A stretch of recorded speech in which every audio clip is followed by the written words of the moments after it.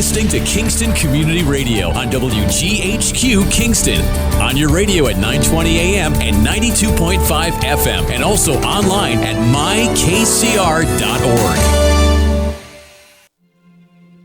We all come together and stand together to serve our veterans. We invest in the latest technology. We take the time to train the next generation of doctors and nurses. We work together to make sure we heal their bodies and their minds. This is our mission. More than 300,000 of us working as one, together with families and loved ones. No matter where they live in this country, we'll be there. We stand strong, united. Stand with us in caring for our veterans. Long ago, you wouldn't think of galloping on a horse while doing calligraphy, and you wouldn't have attempted to ride your bike while typing a letter. Yet you think you can safely operate a multi-ton vehicle while texting? Behind the wheel is no place to multitask. If you want to BRB, drive now and text later. Lives depend on it. Visit StopTextStopWrecks.org, a message brought to you by the National Highway Traffic Safety Administration, Project Yellow Light, Noise, and the Ad Council. Hi, I'm Kelsey Grammer. Wounded Warrior Project supports injured veterans by connecting them with fellow warriors, by serving them through mental health and wellness programs, and by empowering them to live on their own terms. No one should face a battle alone. Join us at woundedwarriorproject.org. Hi, this is Jared Mans from the Spring Lake Fire Department, and I support Kingston Community Radio, and so should you.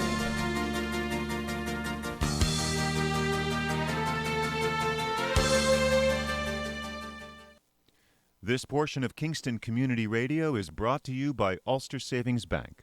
Visit their newest branch, conveniently located at the Ulster Commons Plaza in Lake Katrine. Experience the difference that local community banking offers with the convenience of another great location, easy access, plenty of parking, and a 24-hour ATM. Ulster Savings Bank, invested in community, invested in you. Member FDIC. Thank you, Lawrence, and good morning, viewers and listeners. This is the Wednesday morning edition of the Kingston Community Radio Talk Radio Show. We are broadcasting live from our studios here on 16 Lucas Avenue in Kingston, New York, and we'd love to hear from you. 331-9255 is our call-in number. In the studio here with me is Fred Costello, Supervisor, Town of Saugerties. Good morning. Good morning, Greg. Good morning, Lawrence. And I hope everybody said rabbit this morning. Wednesday, right? It is. No, it's the first of the month. Oh, yeah, I know. This year is flown by. Doesn't matter what day it is. And I don't know if you noticed, Lawrence, but I did. As soon as he walked in, it must now be officially winter. Yes. Fred doesn't because he's got his have pants on. Shorts on. And it's actually quite mild out this morning. It's actually, I could wear shorts today. It was yesterday was like 21 when I came here yesterday. It was nippy. It was cold. And Yeah, it was nippy yesterday. 19 right around sunrise yesterday. Yeah, it was cold, man, when I was walking to work yesterday. So you're feeling better, Fred? Everything's good? Yeah. Good. Yeah, I'm all boosted. I should be safe. I'm getting mine today. I'm hoping I don't get sick. I'm going to Florida tomorrow. I figured with all this spike and stuff, it's better to be safe than sorry. Yeah. So it's a half a dose is what they give you? I guess depending on which vaccine you... I got Johnson & Johnson the first time around. Did you get the same one? I did. I started with Moderna. And you finished with Moderna as a booster. But the Moderna is a half dose. Okay. But they're not all the same. I think Pfizer's a little bit different, and I think J&J is a little different. I thought Pfizer was a full dose. I think it is. I thought so. We gotta look I could be wrong, though. That's what I had. Did you get the same one, Greg, that you got the first time? Yes. Is that what they recommend when you go, or they don't? No. And, it's not at the facility because they obviously don't have the expertise to recommend, but the CDC came out, and I think even the World Health Organization, that it didn't matter if you mixed and matched. I think they would prefer that you stay consistent. Yeah, I'm going to. But did they give you the choice when you go up? Like you went to Best Buy? Nope. I went to Woodstock Apothecary. Oh, okay. Because we you went to see Neil? I went to see Neil, yeah. Oh, okay. He started us off last spring, so I stuck with that. And when I got there, they asked. There was an option which one I wanted. Same way with Best Buy. Yeah. That's where you went? That's where I went. Okay, that's where I'm going, too. Yeah. Good. Yeah. And you made an appointment? Yeah, you should make an appointment. I did. I made an appointment. Okay. Yeah, because even with the appointment, it was probably close to an hour. Really? Yeah. Damn. Well, I think because the news right now is not very good, people are motivated to go.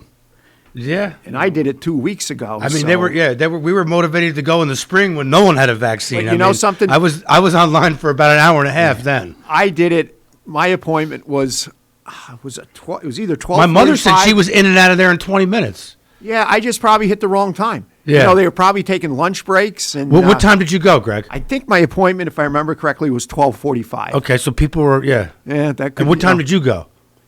We went in the afternoon, like 2:45, and we were in and out in 15 minutes. Okay. You went to Neil. Yeah, with an appointment. Yeah. And my wife, my daughter, and I all went at the same time, and we were in and out in literally 15 minutes. Well, Jane Struzeri was volunteering down there. So when I got to where I would be the next one or so, I spotted her, and or I should say she spotted me.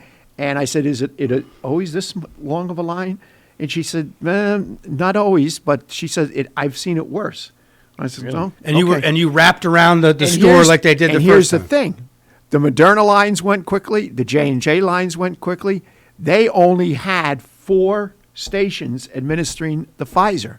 Oh. So that's what took. I mean, there were people that came in after me and were behind me in line, past me, because they have them in rows. And so it was that was the other thing. Now, why, I don't know. I can't answer that one. Yeah, that's a curious thing. So do you think the Pfizer line, I think, was the longest because there's most people interested, or they just, for whatever reason, had a little bit less staff there? There were only 4 stations for Pfizer. Okay. There had to be a dozen for Moderna.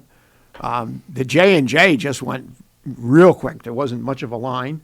And then also you can walk in without an appointment and get either your first, second, or third shot. It's a nice setup that they have there. It's very accommodating. And, you have to wait a little bit. You have to wait a little bit. Yeah. And then If you got to wait a little bit to live, That was that day I had to stall you, remember?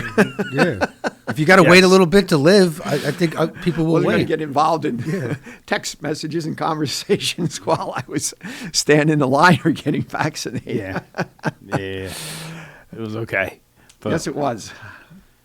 unfortunately, the news isn't great right now. No, unfortunately, it is not. And just hopefully, we probably won't know for another week and a half or two that the vaccines are effective, although, last evening's news was a little bit encouraging, where you heard from Fauci, you heard from the Cleveland, the Brown medical, what the heck's that doctor's name? I know who you mean. I couldn't remember his name, though.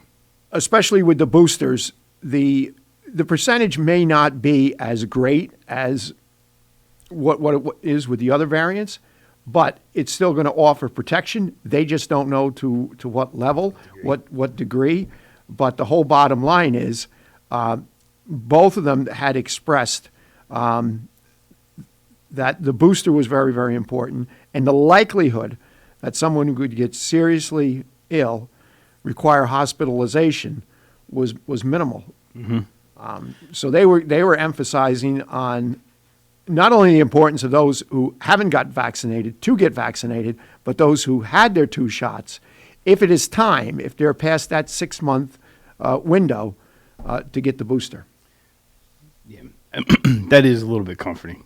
And even with the spike, the hospitalization rates are up slightly, but the severe cases are not prevalent like they were a year and a half ago when we've Correct. really gone. Yeah, and that's the key. If we could keep those serious symptoms held at bay, we're ahead of the game. I had a couple of my pretty close friends go through it recently, though, and fully vaccinated. So I was in the city on Sunday, and boy, it seemed like every other street corner they had the free COVID testing. Mm-hmm. They had the free vaccination areas where they had a van and then a tent on the sidewalk. So I mean, proactive trying to get people. Yeah. And I mean, you stop and think this time of the year, especially with people wanting to get out, and the streets were crowded with a lot of people. So Good. not only just city people, but tourism people that come in from the city have that opportunity that may not be vaccinated. New York City's so fun this time of year. Oh, it is. It is. Yeah. Well, it can be fun. Almost. I love to people watch. So you can easily be entertained while you're there. Then. Yeah. Plenty to see. But it is a special place this time of the year. Absolutely. So what else is going on? What else is going on? Too much is going on. Yeah. We've been really fortunate. A lot of interesting things happening. The rink's having a good season. Yeah, we are. And, Rob and I had a brief conversation yesterday, and I'm sure we're going to be having some further conversations of just how things play out as we approach the Christmas holidays, which traditionally is our busiest stretch there for 10 to 14 days, and colleges being on break, so a lot of college students home. Drop-in hockey always is very, very big. Even the early morning session. So we're just going to have to see as things unfold, and obviously go by the guidance. And it is what it is, and we have to make modifications. We make modifications. We did it the first go around and the second go around, and whatever you got to do to make it happen, you make it happen. We haven't been doing the online registration, so. People have just been coming in and paying. There's that added level of convenience with somebody having to register and pay online. That's right. It worked. It worked. Yeah. It worked, and it worked well. And there's been a couple of the youth hockey teams that, because individuals have become exposed youth, where they've had to cancel some games. They've been very, very proactive, and they're doing everything right, and that's about all you can do, is do everything right. And well, it's easier to a degree. I don't even know if that's the right word. We went through this all, so we kind of know the protocols and what we should be doing, what the best practices look like. So it's fairly quick to put those back up if we need them. Ironically, today we have the building department will be more or less closed. There probably will be only one staff member in there doing phones. There's a potential for exposure there. And out of abundance of precaution, we're going to not staff that office this morning. So if you're looking for that assistance, call. I think there's one person there that will be able to handle your call. But so far as getting inspections or personal interface, that's not going to happen this afternoon or this morning. And you mentioned the fact we've been through this before, and I just don't understand, with especially the news with the new Omicron variant, why there's that hesitancy, that reluctancy for people not to get vaccinated, to have to go through what we went through. And I'm not saying that's going to be the case, because more than obviously 50%. I mean, in New York State, I think we're up around 80% that have been vaccinated, where the first go around, that certainly was not the case. But still, New York City issued a mask advisory, not a mandate, for masks in all indoor facilities. And obviously, when came into the train station, you had to have a mask on in the train, and you got into Grand Central, it was the same thing. Now, there were some people that did not have their masks on in the train station, and it seems like they were left, because there was a lot of police presence. That's the other thing, both in Grand Central, on the streets, which I think there's an active push to enhance community policing right now, because during COVID, there was a spike up in crime, not just in New York, but in everywhere, really. And I think there's been an attempt to increase the visual community presence of police officers and help suppress some of that crime activity that came around during COVID. And I think that is actually working. I think people feel safer. Yes, and, yeah. The subways are starting to become busy again. So those are all positive trends. And again, if the crowds of people who are any indication, I think people do feel safe for the most part, and just having that presence is reassuring to individuals, to people. Agreed. Agreed. So we got a couple of announcements. See the Snowflake Festival on top? You want to do that one? Yeah, I could do that one. Okay. So this will be this Friday, December 3rd. There'll be a tree lighting, a Santa visit, a fire twirler, ice carving, stilt band, jugglers, fiddlers, dancers, and singers. This will be in Uptown Kingston. It's a free community event sponsored by CUBA, the Kingston Uptown Business Association. And there's no time for. It begins at 6 o'clock and will remain open until 8 o'clock. So there's a lot of really nice activities. There's a brochure with a really nice map. I'm sure this is available online as well, where the activities are centered and what's going on. And some great sponsors for it. This is a really nice event. It is.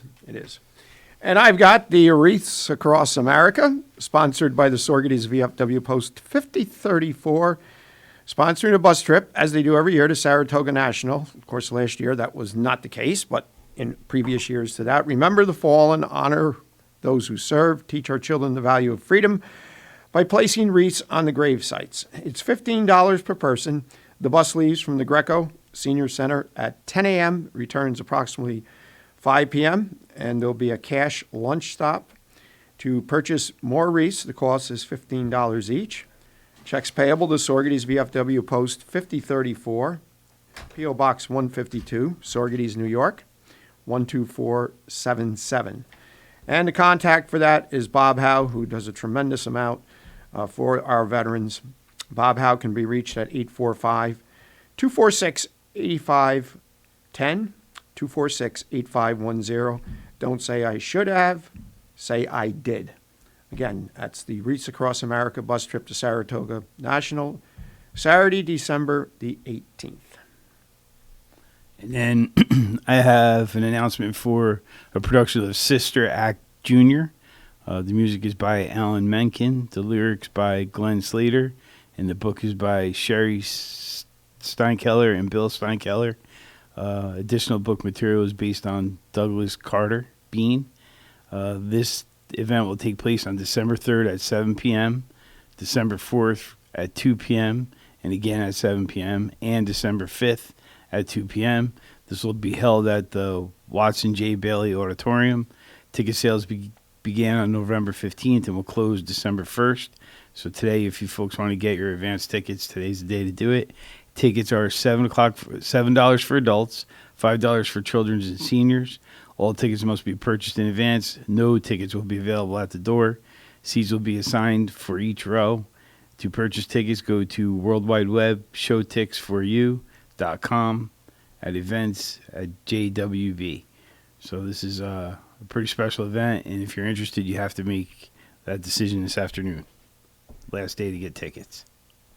So get your tickets if you have intentions of going to that event. And we got a couple events coming up in Saugerties, but I'm not going to steal the thunder because Bob Siracusano is going to be joining us at 7:35. He's going to be substituting for Police Chief Joe Sinagra, who's away at state training. We talk about all the time when the police chiefs are here and other from law enforcement, the amount of training in the course of a year that a police officer, and in this case, the police chief, and of course, Joe's been very, very proactive in continuing education and being proactive, which we all should be. I mean, things are just so rapidly changing, and you can never get enough education. Plus, he's now a movie celebrity, so I'm sure he's... You need an appointment to see him. Yeah. So I'm sure he's engulfed in some media blitz or media. Yeah. Lieutenant Schwartz out there with him as well. And training is essential to modern policing being successful because, as you just said, things change constantly, and you have to keep pace with those trends. And law enforcement, there's been so many drivers around law enforcement. We all know the social issues that are surrounding law enforcement, and we're also aware of the changes in bail reform and other discovery and things of that nature that, once the laws are written and they start to be deployed, there's a learning curve that goes along with that. So the practices of how that's being enforced, not just here in our community, but across the state, it's important to have that perspective of how other communities are handling the same challenges, and we may learn something. We will learn something inevitably. Find out you're doing it well, or find out you could be doing it much better. Correct. And I know you make priority of training as well, and as you go away, you learn practices that you bring back home on a regular basis as well. It's very, very important. And here's the other thing. There's been on 2 different occasions where claims were levied against us. One at the ice arena, and then one quite a number of years ago involving an incident that took place on a ball field. And of course, everything gets blown out of proportion. Where with the case at the ice arena, that the ice wasn't properly maintained, wasn't properly cut by the Zamboni, the operator was negligent, was not trained properly, the whole gamut that they throw at you. And last year, 4 of the staff members that are certified, actually it was 5, I believe, took the recertification for Zamboni training, and the others will be doing it over the winter this year. Mm-hmm. So to have that certification and that documentation, just like other certifications, goes a long way. Does go a long way. Especially when it gets to be in a court of law, or even just given your initial DBA, your deposition before DBT, I should say, before trial, does go a long way. Mm-hmm. And with the police, it's even amplified much greater. Yeah, it is. And I'm thinking, as you're speaking, I'm thinking of the building departments too. Oh yeah, the amount of there's been so much change with the trend towards outdoor activities like food truck festivals and things of that nature. And unfortunately, we learn from other people's mistakes. And I was very struck by as we planned the food truck festival going into this season, we were made aware of a bad accident that happened with a food truck at another event, and the accumulation of propane in that vehicle created a small bomb. Right. And miraculously, no one got hurt, but you could see the risks and dangers of not having those set up properly and having the correct ventilation. So, the fire and safety inspections, we made a priority out of to make sure that the folks that came to our festival this year were safe, and we'll just build on that going forward next year. It was the same with the Garlic Festival. Same with Garlic Festival. A lot of changes. The spacing between booths, the need to have a fire lane behind the cooking booths, because again of the propane. Mm-hmm. When you have a fuel source and open flame, that can be, as you just mentioned with the occurrence that almost occurred, a ticking bomb. Yep. And we had to make between the Kiwanis and us, the town, a $10,000 investment for protective panels on the basketball court where the propane tanks got staged. So they were a distance away, and yet if a fire did break out, there was that separation, that fire lane between the back of the booths and where the propane tanks were. And it's just something we're learning from incidents and other people's mistakes and other people's scenarios where there were incidents that sometimes did not turn out for the best. And you just have to take those measures. And it was the same way the security measures that were taken a couple of years ago after what occurred out at the Garlic Festival on the West Coast. Yeah. In California. Yep. So anyway, I mentioned Bob Siracusano at 7:35, and then we have the rest of the law enforcement gang will be coming in at some point between sometime after 7:35. Sheriff Juan Figueroa, Police Chief Kyle Berardi, and I believe our police captain, I believe Mario is going to make it. Hopefully, if he's unable, he sends a replacement, because it's always good to hear from our state police. It is.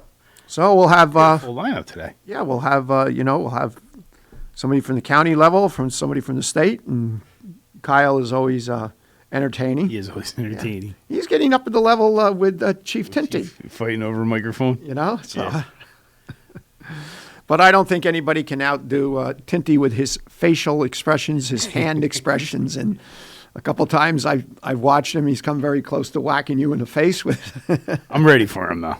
I keep it just enough distance so I have a little time to react if I need it.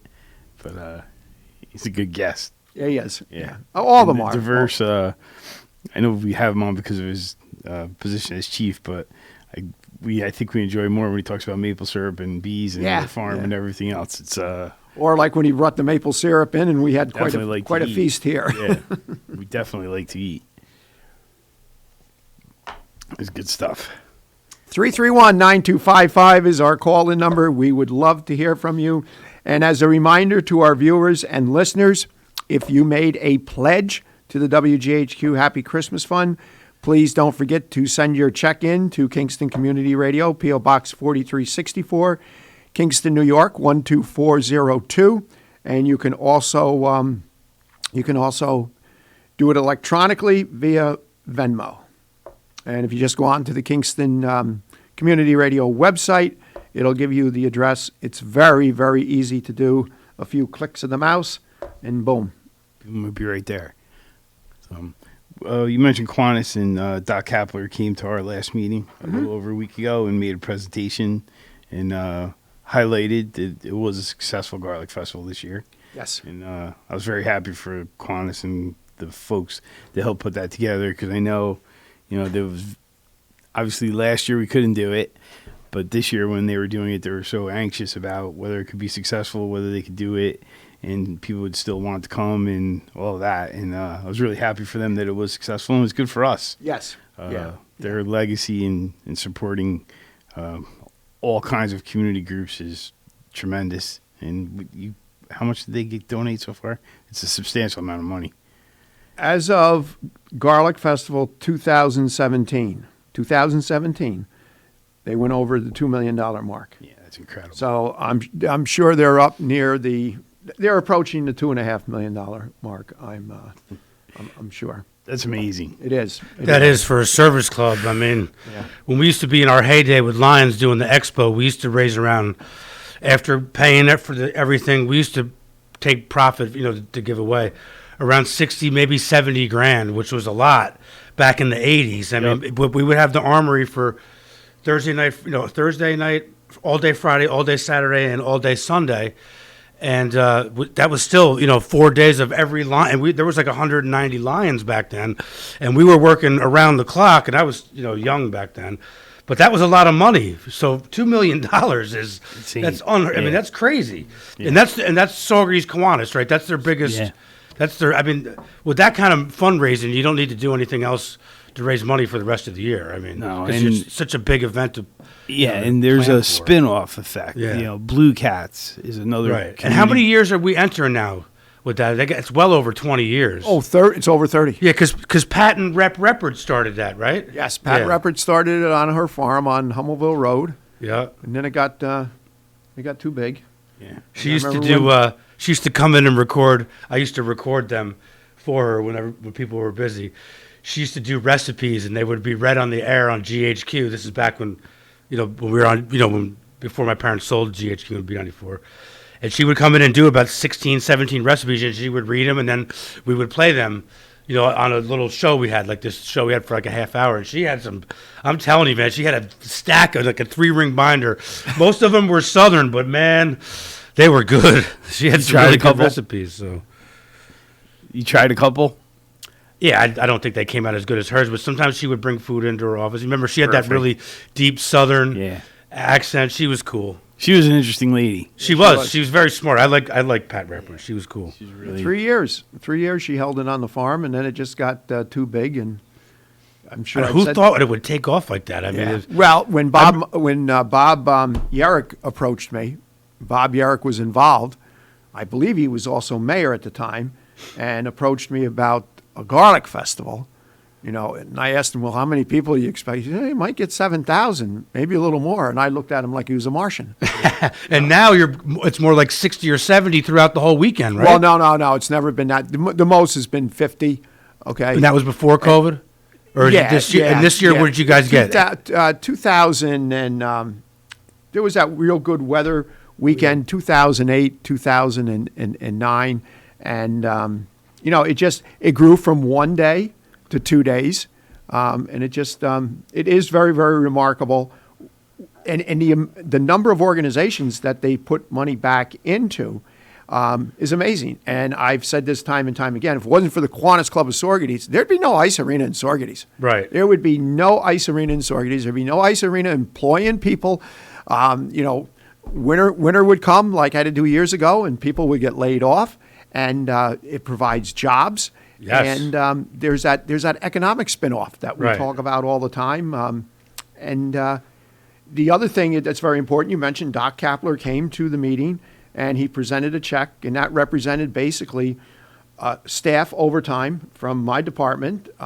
He did likewise with the police, Kiwanis does. So, there's been a very small percentage of individuals who have questioned me in the past.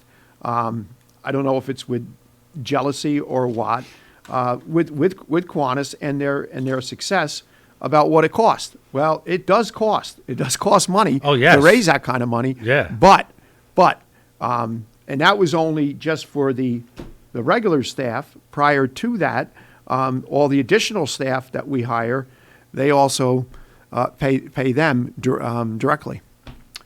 We are at the bottom of the hour, so we'll be back in a few.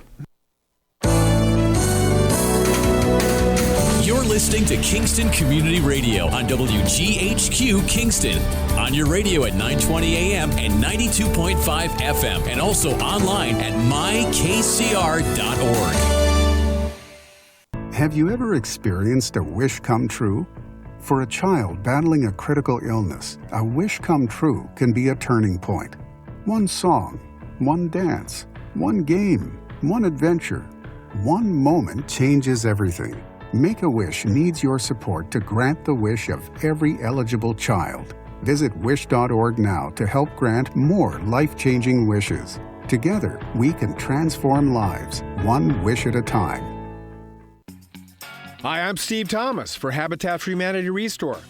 Habitat Restores are nonprofit home improvement stores and donation centers that sell new and gently used furniture, building materials, and appliances to the public at a fraction of the retail cost. The Ulster County Restore at 406 Route 28 in Kingston needs your donations. Call our hotline at 845-853-7499 to schedule your free pickup. And thanks.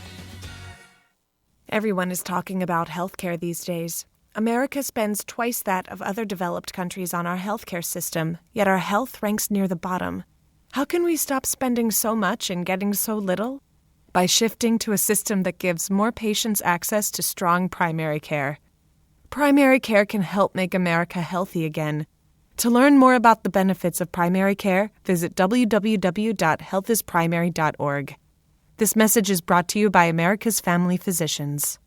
Screening exams for breast, lung, or colorectal cancers are necessary to detect and treat disease at its earliest, most curable stage. But you may have some concerns and questions. Answer your questions and ease your fears by visiting radiologyinfo.org. In addition to information on screening and wellness, you'll find more than 200 descriptions of radiologic exams, procedures, and treatments to help you prepare. Get informed and be prepared. Visit radiologyinfo.org, produced by the Radiological Society of North America and the American College of Radiology. Hi, this is Winnie from the Rosendale Seniors, and I support Kingston Community Radio, and so should you.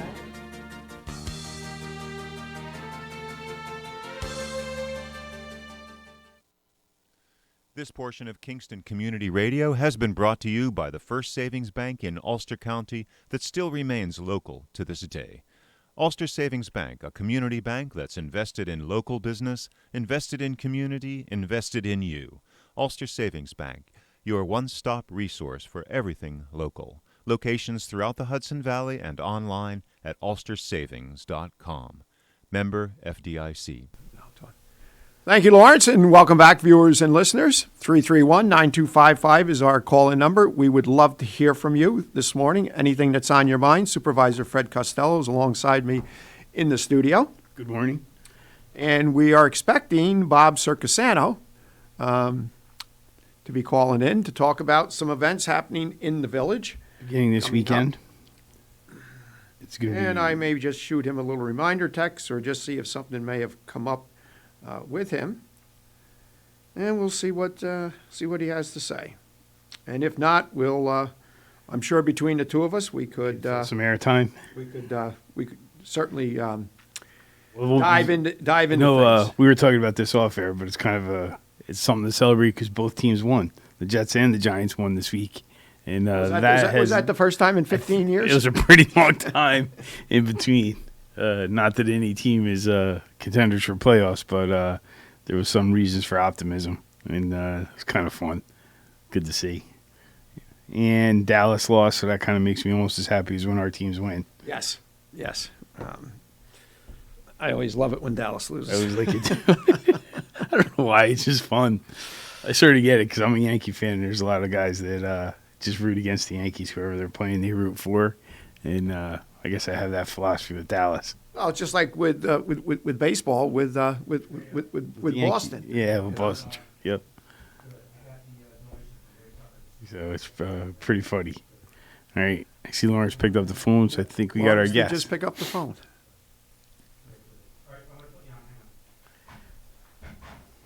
Okay, I believe we've got Mr. Saugerties, Bob Siracusano. Good morning, sir. Good morning, guys. How you doing today? Good morning, Bob. Doing great. Thanks for calling in. No problem. So we got a big day on Sunday, as you know, December 5th. The Saugerties Chamber of Commerce sponsors Holiday in the Village. And with that, we have a lot going on. I think we have more going on this year than probably ever before. And I'll start saying, what else is new? Yeah. We have the window painting contest. As you know, at the Kirsten House, we have Santa and his helpers. They're going to be giving away cookies and also coloring books. On Petition Street, we're going to have Hope Rocks, who will be having playing holiday music. They're going to be providing 3 different groups of music, bands that will be playing not all at the same time, but they'll be taking their turns. And we also have 2 young ladies that will be going in and out of the restaurants, a doo-wop group that will be singing holiday music, which is first time we've done that. We've done that during the car show, and people loved it whenever we went into a restaurant. As you know, Ray Mayone and his lovely wife Carolyn will have the horse and wagon out there, giving kids rides up and down the streets. And then Seaman Park, we have the lighting of the Christmas tree at 5 o'clock. And the Boys and Girls Club will have that craft fair on Sunday from 12 to 5. So, and then we have the big toy giveaway, which is we purchased over 150 bicycles, and we'll be giving away probably 100 bikes on that day. The rest of those bikes will be distributed through People's Place and also the Saugerties Council of Churches that we always support. We purchased a lot of toys, so there's not going to be any shy of toys there. We have a lot of good stuff, and the toy drive, again, is going to be like 1 o'clock, 2:30, and 4, and it's no cost to get a ticket. Just please just take one ticket. Don't go back in line, and we watch out for stuff like that. But we expend a nice day. It's going to be from 12 to 6, and with that, I think the weather's going to be good. Maybe a little bit chilly. But my volunteers will all be out there, and I want to thank to all the people at the business people in town and the non-business people in town that made a donation for this Sunday, so that we could do this in a wonderful way. But other than that, as you know, last Tuesday, Fred, we had that fire in Glasgow. Yes. Yep. Yeah, where we lost those people, 7 homes. 7 families. Yep. 7 families lost their place. I knew that Freddie gave me a call and said to Freeman he was talking to and wanted to know if we could do something with my foundation, and we did. And honestly, it's turning out very well. We've taken in a lot of donations that were dropped off at Sawyer Motors and also mailed in. And my brother and I, both dealerships, we matched the first $5,000. and I'm happy to say we're going to go beyond that. So please send in those checks in, make it out to the Sawyer Automotive Foundation, and just put a note on there that is for the Glasgow fire. We will be distributing this money much prior to Christmas. That's phenomenal. Congratulations to you guys, because there's never a good time for a tragedy like that, but right at the beginning of the holiday season pretty much is the worst time to have it happen. 2 days before Thanksgiving. 2 days before Thanksgiving. I didn't realize there were 7 families. Yeah, there's 7 families there. Wow. Yep. 2 of them had the proper insurance. The other 5 did not. Yeah. There was two cats that didn't make it through the fire. They've received a lot of donations of clothing, so they're all set with that. They got their furniture. A lot of people donated furniture. They're good with that. So, I've been talking to Lucy Carpenter and Kevin, and they've been very supportive. They're trying to, make an impact on these 7 families in which they have. So, we all feel for them. It is a tough time, and I heard the Red Cross was there doing what they normally do, and which was tremendous, and put these people up so they had a place to sleep that night. So it was wonderful. Yeah. And the support from the whole town was just everybody was stopping in. I took checks from $20 to I got a check the other day. Someone wrote me a check and didn't give me his name and nothing, and he made a check out for that family for $1,000. So it's really heartwarming to see the community mobilize the way it did, and congratulations to you and Larry, because you guys kind of stepped right in and created that point where people could donate money directly to those families. So thank you for that. And but it was really heartwarming to see the community mobilize that quickly. No, I know he had a crew over there butting the place up, and I knew he had a lot of friends and volunteers. That was kind of nice to help him get through that day. So, and to move on. So that's. And then the following Sunday, as you know, we're having a drive-through, and this is going to be an invite only for the children of the first responders. So, in other words, what it means by invite, they have to be invited from the children's first responders to bring their child to Cantines Field, and they will receive a holiday gift, as we did in the past. So. Bob, yesterday I was going to ask you if you had a flyer or something to send down so we could announce it on the radio. So what time does it actually start? I believe it's going to be at noontime. It's going to be like noon to 3. It's only going to be 3 hours. Right. And we're going to do it. They won't even get out of their car. They're boxing up all the toys now, and we just had another delivery, a pallet delivery of toys, and we went out and purchased more because we didn't have as many toys that we had last year. But again, you have to be invited. You have to be a family member of a fireman, a policeman, ambulance service, or doctor. A doctor or a nurse. We're talking first responders. Last year we kind of at the end we let everybody come in, but this year we don't have the support of toys to do that. So we want to make sure that the children of the first responders get taken care of. And it's an interesting coalition of organizations, including Sawyer Motors, that make that possible. Al Khan's organization is a big part of it. I believe CSX is again, right? Yes. Oh, yeah. They're very involved with that. That organization. Yeah. It's all good. Yeah, and I don't want anyone to get the impression that it's some type of exclusive party. Those organizations have all identified families of first responders who are in need, and they're reaching out through their network to make sure that those families have a joyful Christmas as well. Yep. And then on September 29th, the chamber having a skating party, correct, Greg? Is it the 29th, I think? Yes. My invite says, yeah. Yeah, I think it's the. Is that the Wednesday after? Yes, it's the last Wednesday of the month. Yeah. Yep. Which is, and I believe with an email that I saw, you have to RSVP for this one. Correct. Yes, you do. Yep. And that's I gather because of the number of people they probably. Yep. I think they're going to try to cap it in interest of safety. Yeah. Yeah. Yeah. And that's sponsored by Sawyer Motors and my good friend Peggy, Town and Country. So it should be exciting. It's gonna. I don't know the last time I put a pair of skates on, but It's been a long time. Oh, Maybe we geez, should Bob. have Diaz there at the same time. What do you think, Greg? Look, here's the deal.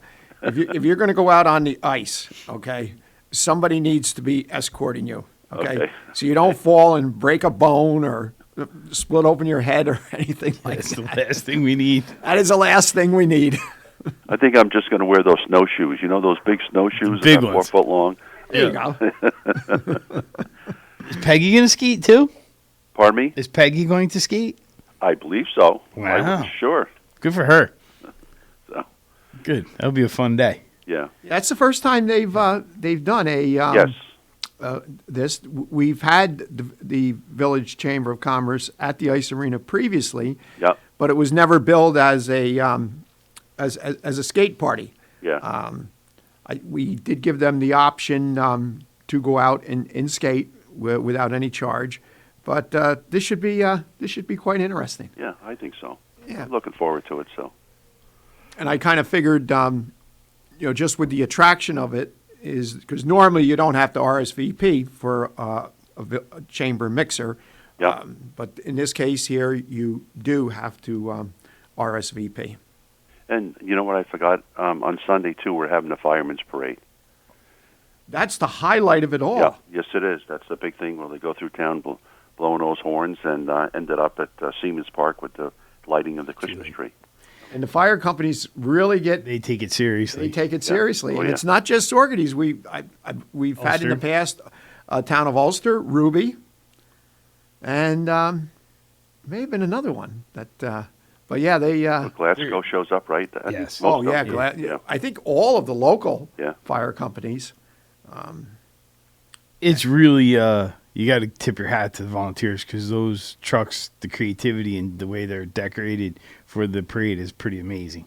They do a really nice job. And they all look like brand new, don't they? They do. Like they've never been used before. It's true. There's a lot of pride Yeah. amongst those volunteers. You know, those trucks go out. I know in the fire last week, the Glasgow crew stayed pretty much till midnight before they left the firehouse, making sure everything was clean and put away for 2 reasons. One, out of pride, and they keep it all looking good, but there's no guarantee that they wouldn't have another emergency, so they have to be prepared just in case. Yeah, yeah. And also, I got a phone call from the state senator's assistant yesterday that Michelle Hinchy is going to be coming to the holiday in the village on Sunday. Oh, excellent. Great. So It's it's going to be a good day. As you mentioned, the weather looks okay. Yeah. It's going to be a little chilly, but it is December. Supposed to be great. But earlier, maybe it was late last week. They had showers in the fort. It looks like the rain's going to hold off now Good. till Sunday night. Rain's fine by me. Yeah, Better than snow. Oh yes, yeah. I just want the restaurants to have one of their better days for December, with all the extra people coming in town and enjoying the event and listen to all the music and maybe pick up a toy and then go through the restaurants and have lunch or dinner or something like that. Yeah. It's great that we're able to do this again. So. And I think we're going to get a nice turnout, especially all weekend. The forecast is dry, and I think people are more apt. It's one thing to get wet in July, as opposed to December. Absolutely, yeah. But there's something going at the Orpheum as well. Yes, that's correct. There's going to be Orpheum is going to be playing holiday movies. No charge for the children, so they could just go right in for the day. So that's a nice thing. I didn't go to the grand opening. I was away, but I heard it went very well. It did. Yes. Yeah. Jen and I went, and we were so glad that we did. And they've done a beautiful job with restoration, and then what I was equally impressed with the job they did at the old JJ Newberry's. Yes. Yeah. They had a reception after that. The food was over there, and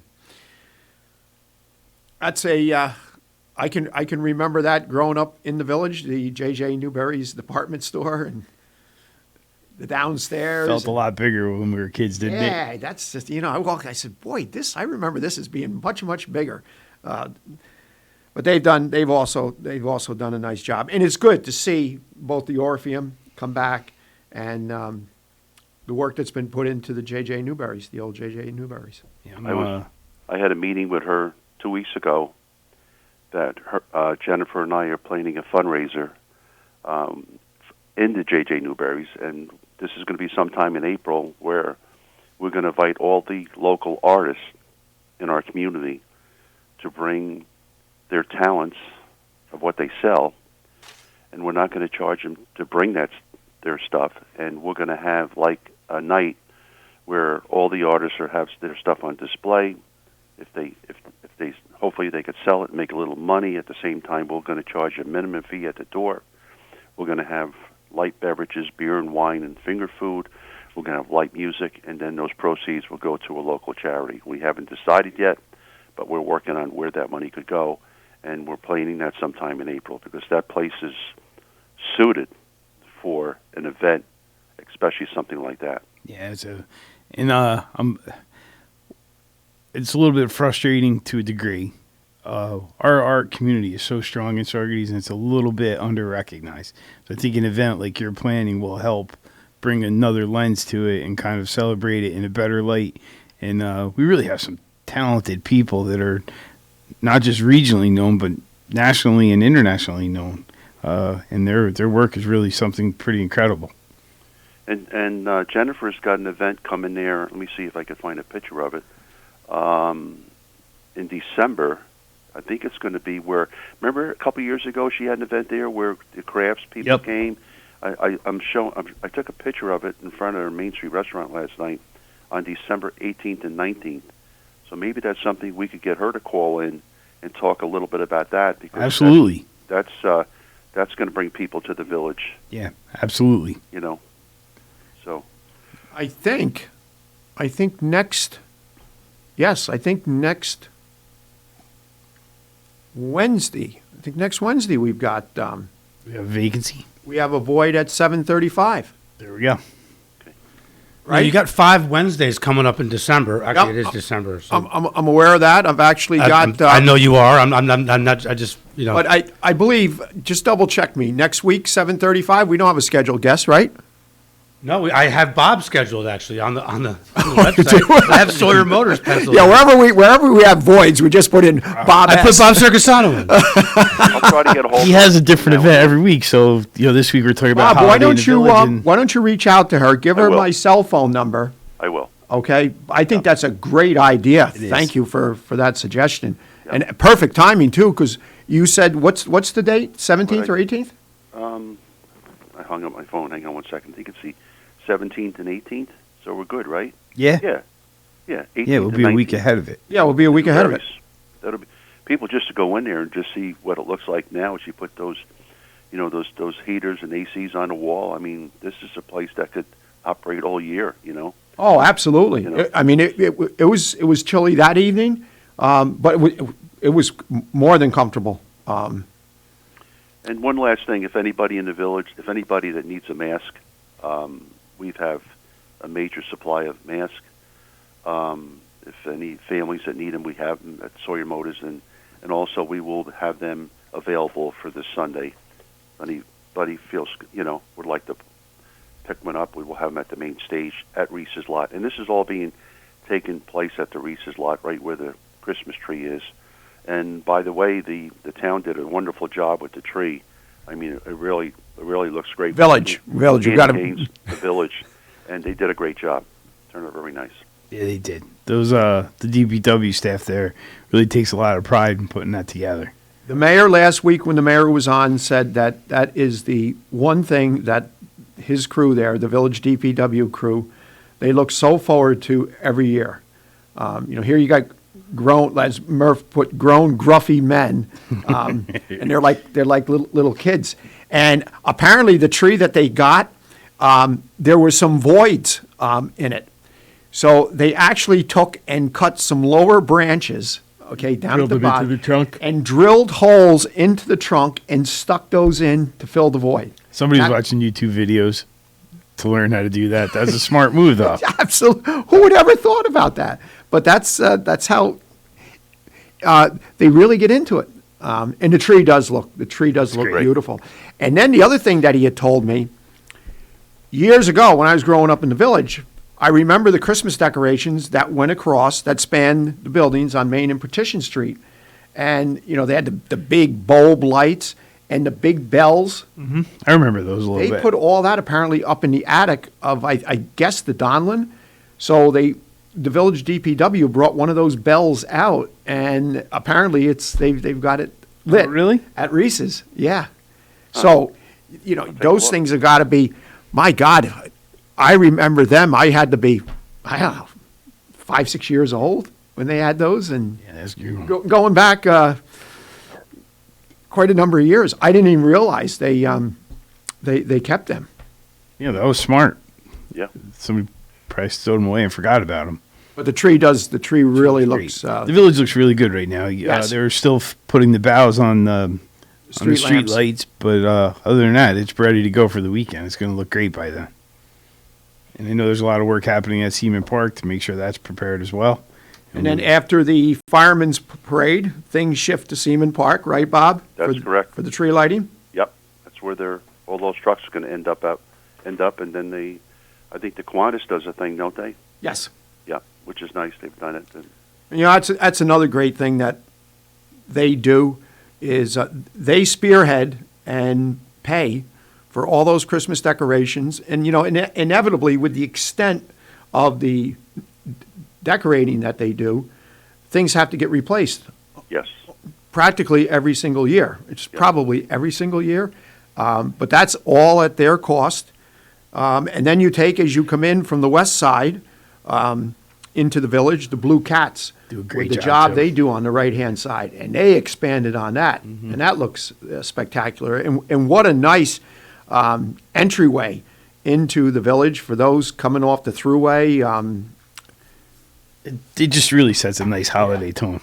And so, you know, there's two organizations that, again, I don't think people realize the work that they put into it. They do all of the work, and all of the expense is borne by Kiwanis with Seaman Park and the Blue Cats for the entryway. And Bob, you'll appreciate this story. I don't know if you saw me out there.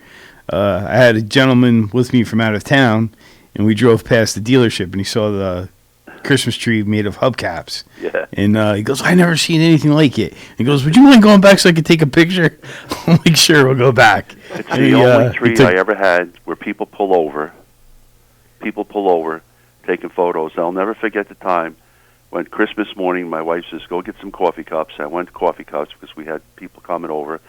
And I walk into the dealership, and there's a guy laying on the ground in front of the Christmas tree shooting photos from the ground up for the tree. I said, you kidding me? Yeah, he's trying to get that perspective. Yeah, the sun was hitting it just right, and it was just awesome. So. Oh, I bet when the sun comes up, and now that you mention that, because you got Ulster Avenue and you got the sun coming up in the east, I bet that is spectacular on a bright sunny morning, especially with the silver color of of all the hubcaps. Yeah, pretty neat. Yeah, this Hey, gentleman guys. never saw it before, and he was really it caught his eye right away, and he was really excited. So. Yeah. Well, I've been on here for almost 25 minutes. I think let somebody else call in, and I want to thank you for giving me the time to talk about Holland and the Village and all the good stuff we're working on. Absolutely, anytime. And don't forget, reach out to Jennifer, give I her will. my cell I'll give number. her- I'll send her a I text think she'd today. be a great guest. And emphasize to her, she does not have to come to the studio. She can call in. Of course, Call if she wants to come to the studio, she may. Okay, very good. Okay. Thanks, Bob. Thank you. Bye-bye. You want to go to break now and then come back early? Yeah, we can. Or you can do whatever. Sheriff Juan Figueroa just joining walked us. in. Yeah. Just got a knuckle 5 from him. Yeah, the first. Knuckle to knuckle, though, not knuckle to face. And as we approach 8 o'clock, I'm sure the sheriff's got a lot to talk about. We are also expecting our state police captain and the police chief from town of Ulster. So we'll be back in a few. You're listening to Kingston Community Radio on WGHQ Kingston. On your radio at 920 AM and 92.5 FM, and also online at mykcr.org. Have you ever experienced a wish come true? For a child battling a critical illness, a wish come true can be a turning point. One song, one dance, one game, one adventure, one moment changes everything. Make-A-Wish needs your support to grant the wish of every eligible child. Visit wish.org now to help grant more life-changing wishes. Together, we can transform lives, one wish at a time. Hi, I'm Steve Thomas for Habitat for Humanity Restore. Habitat Restores are nonprofit home improvement stores and donation centers that sell new and gently used furniture, building materials, and appliances to the public at a fraction of the retail cost. The Ulster County Restore at 406 Route 28 in Kingston needs your donations.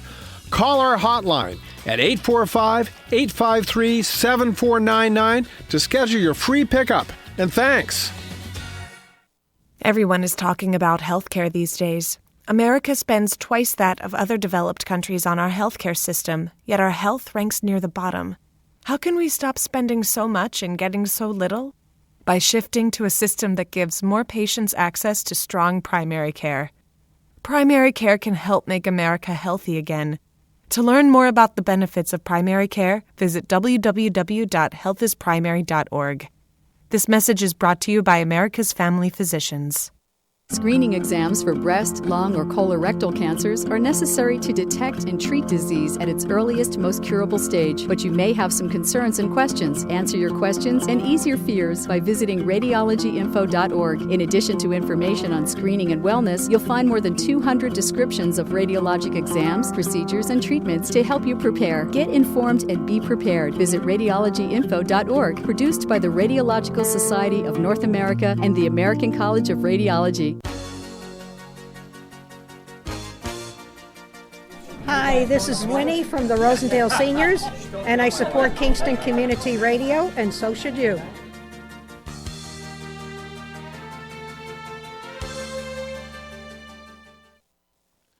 This portion of Kingston Community Radio has been brought to you by the First Savings Bank in Ulster County that still remains local to this day.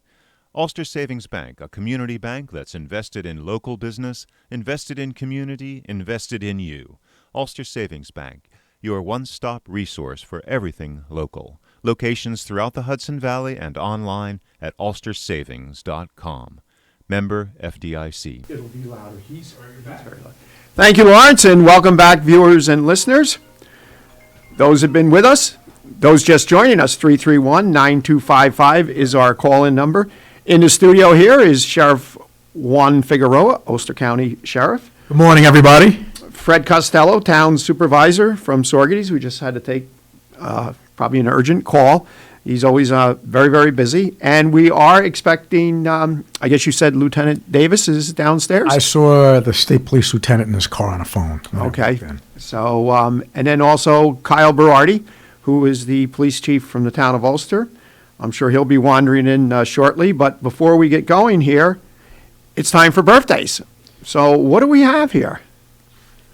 Well, December 1st. And let's wish a happy birthday to Betsy Geary from your friends at People's Place. And what a great place that is. We hope you enjoy your special day today. Betsy, happy birthday. And that's it? No others? Oh, no others today. So, Betsy Geary, guess what? Happy birthday and congratulations. When you get the opportunity, get down to Boyce Dairy Milk House, 62 O'Neill Street, right here in Kingston. Pick up your famous cow pie, which is courtesy of Boyce Dairy Milk House and Kingston Community Radio. And listeners and viewers, please, it's so easy to send in the birthdays, anniversaries. You can email to kcr921@gmail.com. You can postal mail to Kingston Community Radio, P.O. Box 4364, Kingston, New York, 12402. So once again, Betsy Geary, congratulations, happy birthday, have yourself an awesome day, and enjoy that cow pie. I guess I was wrong. You were throwing a curveball at me, weren't you, Sheriff? You know what? All I saw was his head. I guess you sold you out. Yes. I thought the lieutenant was in the car. I couldn't see who was in the car. His windows are tinted. Need to change. Maybe he needs to change glasses. I don't know.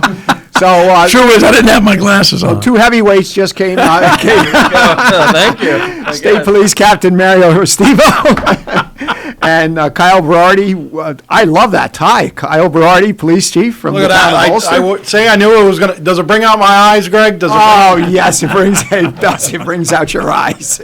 Now, Mario, we were just talking about weight the other day, weren't we? And he just calls us 2 heavyweights. No. So I'm just I'm not really sure how to take that now. No, I don't mean weight wise, of course, because look how fit and trim our state police captain is. That was making more fun of you. It's okay. I work hard. I have no comment. Sinaga's not here, so I'm well over my 50s here. So Juan's just sitting in the corner like, hey, Greg, you're on your own on this one. Just let me know when you're done. It's fun watching the ship sink, How's everybody this morning? All right. Morning, fine and dandy. Have a great Thanksgiving. Oh, it was good. It was good. I think obviously we ate too much, like I'm sure most of America did. I know I did. Food. Good food. You always say you're only going to go for 1 plate, and it turns out to be more. And then guess what? On the 25th of this month, we're going to do it all again. It's just like I'll never do that again. After Thanksgiving, I'll never do that again. A month later, there you are. It was just a little food and football, and maybe a little nap on the couch. That's Thanksgiving and Christmas, right? That's good. That is nap. good. A nap is good. I could use a nap. It's too early for a nap. Yeah, Sheriff, you've been extremely busy. We missed you. Yeah, I was here at the last one. I was here at the last meeting. He snuck in before he was leaving for Lake George, right? Right. Yeah, I stuck stopped in. then. Sinagra couldn't make it, but he was able to. Right. Sheriff was able to stop in before he went. I was Lake really George. talking about the WGHQ Happy Christmas. Oh, and he missed. Oh yes, I was up for that. I was up there for that. That's what I was at a conference for that. Yeah, Sheriff, you can't keep it straight. I know. I can't remember you're anymore. Up there a little bit in the age. It's over 50. I'm telling you, man. You can't remember all these. But I was at a conference, and Eric Benjamin sat in for me. If I'm Yes, not he did. mistaken. Yes, we had a. I know. I don't know if we discussed it already, but we had a fantastic day. Good. Good. And the whole Mario was picking on me too much, I think. Though I find that really hard to believe. Really. I had a lot of fun. So what is it when Sinagra's not in the room or in a place, they pick on you? I guess I'm the next pecking order. It's just. Something. You remember when he came in, I started with a compliment to him. How that tie was awesome. The blue tie was awesome. I know, but you're good with me. You and I are good today. I guess everybody else, I don't know what the. Let's make it bad. It could have been better. It could have been a purple tie. You're right. Yeah. I guess if I was making what you were making, I would be wearing purple. I don't know why it goes back to that. That scope of responsibility, and maybe they pay for that. So interesting. When I got elected to sheriff, my first week at the sheriff's office, I was thinking, well, maybe I should sit in there with a purple tie, and I was just not. It's too early. It's just too early for that. So I didn't do it. But one thing I will tell you is that if you look at most sheriff's officers in their uniforms throughout the state, they no longer have gray trousers. It's either all black or all blue. And we had it's a traditional uniform from the sheriff's office to have gray trousers. So I actually reached out to my old job in the state police. And if you notice our deputies, these are state police trousers that we have now. And we changed the uniform. We actually went to one uniform back in 2000 and the end of 2019, early 2020. And one thing I'll tell you is that you're always going to save money with these trooper pants because it's really hard to get your hand in your pocket to pull out money.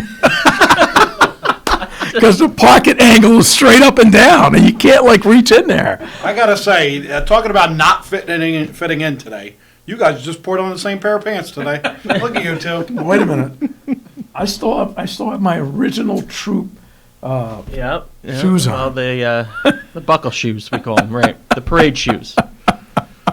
Well, you resold them, which is very smart to do, because otherwise they're just, we used to call them slicks. Yeah, they're slicks. There's really no They traction. look good for they're hall walker shoes, huh? Right. Normally? Carpet walkers, as they used to call them up in Albany. Walkers. Carpet walkers. You can only do. Time turning on me, and I do want you to know some people from Albany probably listening to this. They're up there. If you have more than 2 years up in Albany, you're considered a carpet walker. I could say that. I'm retired. And the academy, and right. which is inclusive. That's of that. Albany, yeah. And that can go from the rank of trooper to the superintendent. Absolutely. And you're not that in that capacity. You're look at it, boots I- on the ground kind of guy, Mario. Absolutely, but I did spend a year in field command, which was in division headquarters, and I wore my boots. I didn't Those wear boots Yes, or I did. your carpet walker? No. Those are buckle shoes. Those are the, Okay, so you're talking the division headquarters in Albany. Yes. And the You academy's said- right next when- door. When you said carpet walkers, I thought you were referring to like the LOB. So most of the buildings at the state police up in Albany have carpet. And there's a static that comes from that when you're walking the carpet. When you touch somebody, you kind of electrocute somebody. You so zap you zap them. So you call the carpet walker. Well, I tell you, the education learned you're something- getting, Greg. Learned something. Incredible, right? I can't say I learned something new. It's multiple things I learn every first Wednesday from you folks. If I'm not mistaken, carpet walker. Is that like useful or useless knowledge you learned? I don't know if I want to answer that. But and Greg should maybe take a trip, and people should also know that there's a museum up at the academy that people should visit. Sure. The State Police Academy and the Trooper Foundation store, which is a big supporter of the Signal 30 Fund and to help troopers in need and law enforcement. So those are things that you can do. You can go to the State Police Academy and visit the museum. The museum and never even thought about that. And we have a field trip we should do. I love that stuff. I love history. Jen and I spent over 6 hours. This is a couple years ago, even before the top of the World Trade Center was finished. The observation. We went into the Firemen's Museum, and for those who haven't been there, you have to do it. And the architects and the engineers, you always hear about these architects and engineers, how they just botch things up. It's actually an architectural wonder. Just the concrete stairs going down, the original concrete stairs that are crumbled, the fire apparatus, the police apparatus that burned. We spent a little over 6 hours and did not get through the whole thing. It was very impressive. It was very emotional. Yeah. Did you ever do the New York State Museum where they have a few of the fire trucks from 9/11 there? No, I never. I took a field trip there with my daughter one year, and it was impressive. Obviously, the kids at that point were young, and I wanted to focus on that area, obviously, because it was real to me. They're going over to the Iroquois longhouses, and I'm like, guys, let's go. I want to bring them back to something that was real to us, but.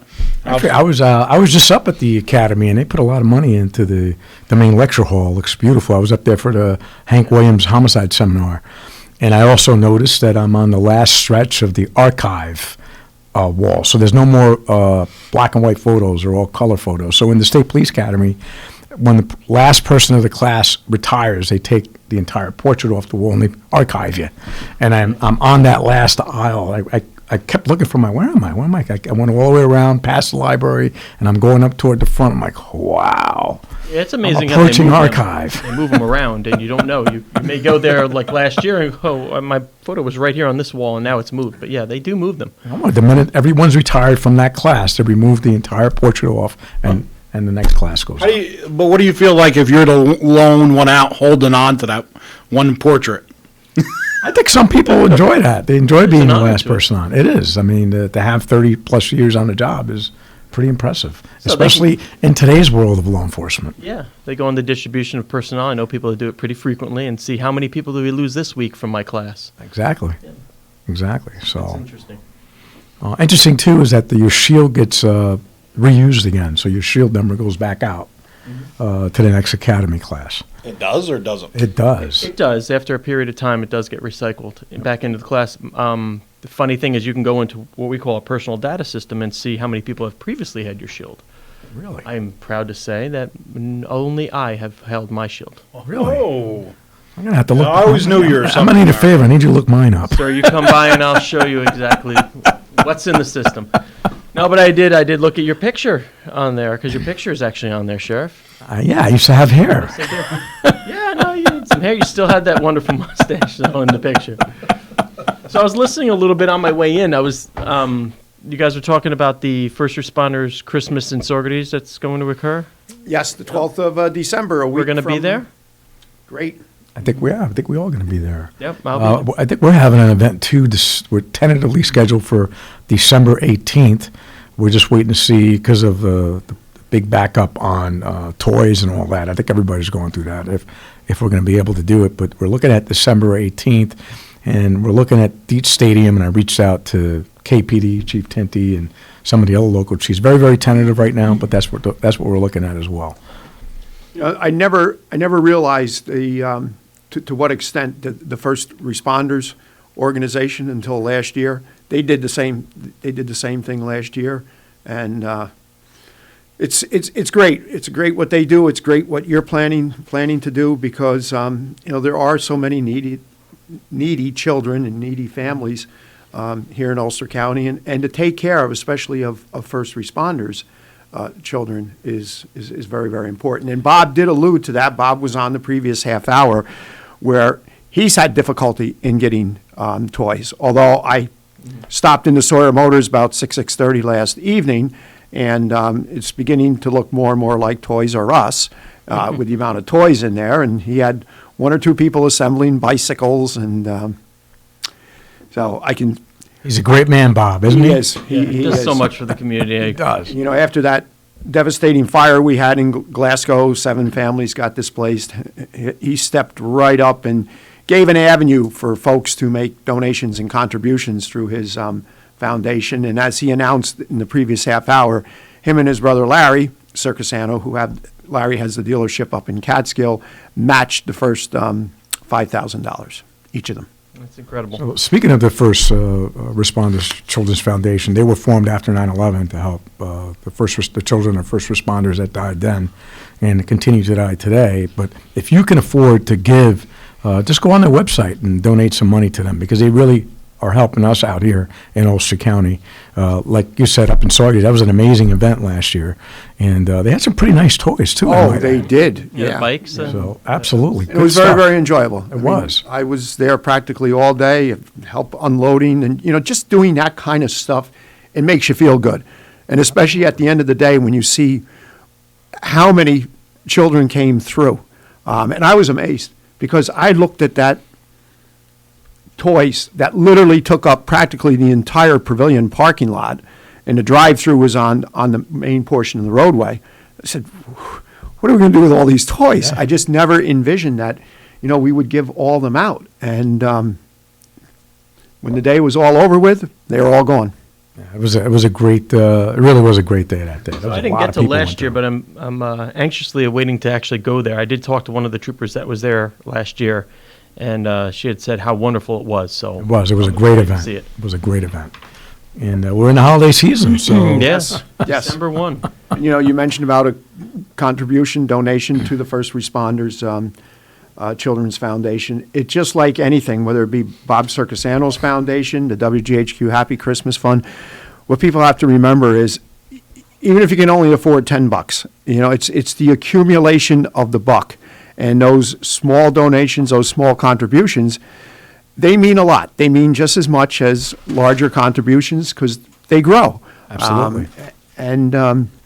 So don't ever think that you have to donate $100 or you have to donate $200, because that's certainly not the case. Any donation for any of these charitable functions is very, very important. Like we learned at the Happy Christmas Fund, when at the end of that hour, and we were told we made over $11,000. I was like, oh my gosh. Yeah, I had people, writing checks for $25. I'm like, it's probably not going to add up very quickly, but boy, did it ever. It's amazing. Isn't it amazing how it is. And Lawrence, where are we at right now as far as pledges? I did announce earlier for our listeners who made pledges to send in their contributions if they haven't already done so. We're about $16,000 light of what was pledged. So we counted it up the other day. But they still have until Christmas Eve to send it in. That's what the Right. the deal is. But now, when do you go and buy the gift cards? That's We coming bought up. them yesterday. Oh, you bought them yesterday. Yeah. We bought them yesterday Okay. because we got to get them out by like next week. Yeah. So they're probably not going to get here till Friday. We'll start, putting the letters, the letters and the gift cards, and that takes another 3 or 4 days. It's just me and my mother doing it, so we can usually get 2 or 3 schools done in one day. So there's 22 of them to do. So they'll be 22 schools. Yeah, they'll be. Once we get the cards, it'll be like 7 or 8 days, and then they'll all be out. But we wait till we get them all done before we send them all out, because if we send out like 3 schools here and 3 schools there, we don't want the nurses or the social workers calling each other, go, oh, I got my cards, and they're like, where are mine? So they all go out at the same exact time. That's smart. We had that problem 6 years ago, and now they just sit here. So say if we get done with like Phoenicia and Kingston's Catholic schools first, they're going to sit on the couch until the final one is done. So, but $32,000 in Target cards this year. Wow. So awesome. Yeah. So again, to our viewers and listeners, those who made pledges, send in your contributions. Please don't forget to do that. And for those who may have not had the opportunity, right up to Christmas Day, you can make a contribution, a donation. You can do it through Venmo, which is an electronic payment platform, or you can mail your check payable to Kingston Community Radio to P.O. Box 4364, Kingston, New York 12402. Something going on. Everybody's checking their phones here. No, I heard David. I didn't know if Lawrence had an extra chair. There might be somebody coming, a surprise guest. Oh, yeah, we got extra chairs. Oh, yeah, when that person gets here, we'll say. We don't have. Oh, we got one extra fun. mic too. So they're gonna have to hold it in their hands. This is like the Christmas spirit, like wish or something like that. Of Christmas past is coming. Yeah. Oh, wow. Cool. Okay, great. Wow, I'm like excited. Yeah, I'm we're like all a on little kid pins on and needles Christmas now. now. Yeah. And this is really all for you, Chief, because I know how excitable you are. We'll see that a little later today at the police chief's meeting. You and I will sit there and excite the crowd. Oh yeah, I'm sure they're going to be willing to listen to us. Christmas, a couple snafus with the emails that went out, but we're all right. We're on the page again. I'm glad we're getting together. Yes. We're talking about Chiefs Association every year, Ulster County Police Chiefs Association. We usually do a holiday luncheon, and we forego our regular business meeting. But this year we decided to still have a business meeting today at the Law Enforcement Center, and then we're doing our holiday luncheon on the 14th. So it's always a good time. Chiefs Association not just made up of police chiefs, like it would sound, or just law enforcement as a whole. It's made up of various different agencies that support law enforcement in our endeavors to serve the community. So it's a good organization. It's a good sounding board for all police executives to kind of bounce stuff off each other. And Mario and I are the president and vice president. So. It's good. I've been doing it for the last 2 years now, and I think it's a good organization, and it just gives us support. It's a good way to get information out. We utilize it. Sheriff brings in speakers and stuff like that, things that pertain to the current events that are going on. Training, equipment, new technology. Absolutely. We've had people almost every meeting since I've been involved speaking about something or what they can do to benefit the police departments in general. So it's tough to get together, and this is a good way for the chiefs and the department heads to be in one room. I want to let everybody know how unique. Yeah, I want to let everybody know how unique the organization is. I'm also a member of the.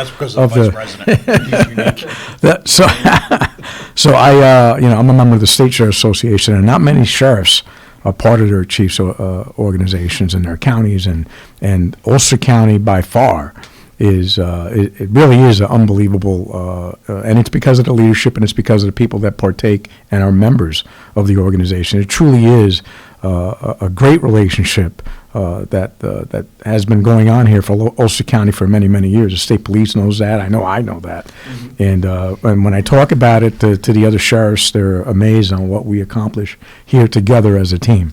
How many times we hear that? How many times we hear that from pretty regularly. Past sheriffs, past captains? I mean, going all the way back to when Captain Regan was a captain here. You hear that with people that come like from the North Country. You know, it might exist to a little bit of a degree, but I agree 100% with you. I truly believe there's a uniqueness to that. And the level of support and cooperation amongst the law enforcement entities. And that trickles down to the citizens, because what we end up doing at these major incidents where people need assistance right away, they're in dire need. We all come together without any lack of communication, and we get the job done. And it's been so beneficial for the communities. Absolutely, and it's so beneficial also to the tax dollar and to the tax. But if you see it, you go to any major scene, you see most police executives on their cell phones, and it's not really we're not smoking and joking. It's usually like the sheriff or the captain or me or say, hey, what do you guys got? What do you need? You know, this is what I can give you. Communications. You know, and what can I provide to you? You know, we'll ask. Yesterday, an incident, I believe in Rosendale, the sheriff's brought a drone. It was instrumental helping Chief Shafrick and his agency down there.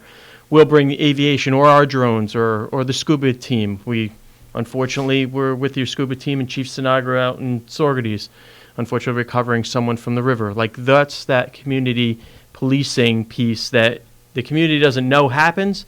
We all come together to help the community. And it's incredible. It really is. And the issues that come up, myself and the captain go to these meetings, which we haven't gone to because of COVID, but the meetings right here in the city of Kingston, when there are issues that occur regarding law enforcement, we have these discussions and we talk about it at the chiefs meetings. And we give input as well as take input from the community. They don't know of some of the services we have, and we provide things to them that will help the community.